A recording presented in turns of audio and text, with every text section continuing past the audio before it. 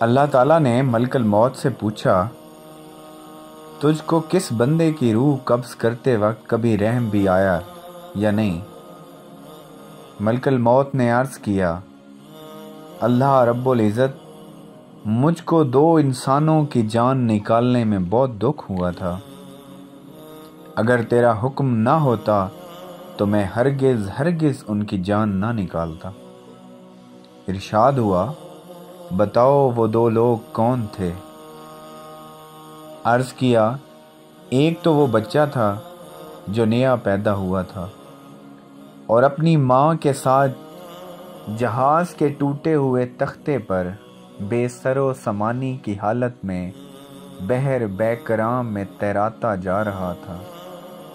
اس وقت اس بچے کا واحد سہارا تمام کائنات میں اس کی ماں تھی، تو مجھے حکم ہوا کہ اس کی ماں کی روح قبض کر لے۔ اس وقت مجھے اس بچے پر بے حد رحم آیا، کیونکہ اس بچے کا اس کی ماں کے سوا کوئی دوسرا خبر گیر نہ تھا، اور بھوکا پیاسا بچہ اپنی ماں کے دودھ کے لیے ترس رہا تھا۔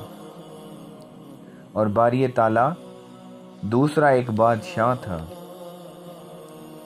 جس نے ایک شہر کمال آرزو سے ایسا بنوایا تھا کہ وہ ویسا شہر دنیا میں کہیں نہیں تھا۔ جب وہ شہر تیار ہو گیا اور بادشاہ اپنے شہر کو دیکھنے پہنچا، جس وقت ایک قدم اس کا شہر کے دروازے میں تھا تو مجھے حکم ہوا اور اس کی جان قبض کر لے۔ تو اس وقت بھی مجھے بہت رونا آیا کہ وہ بادشاہ کیا کچھ حسرتیں اپنے دل میں لے گیا ہوگا۔